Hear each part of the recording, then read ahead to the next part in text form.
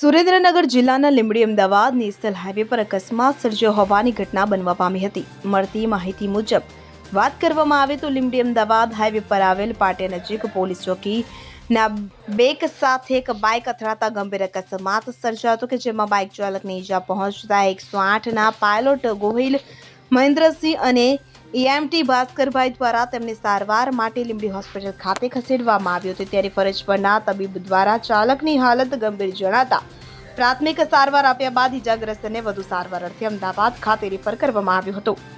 Limbdi national highway અકસ્માતનો zone બની ગયો હોય તેવું લાગી રહ્યું છે અને અકસ્માતનો સિલસિલો યથાવત જોવા મળી રહ્યો છે. Kalpesh Vader, CN24 news, Surendranagar. હવે જુઓ દેશ દુનિયાની તમામ ખબરો તમારી આંગળીના ટેરવે. ઉઠાવો મોબાઈલ અને Google Play Store પરથી ડાઉનલોડ કરો અમારી CN24 ન્યૂઝ મોબાઈલ એપ.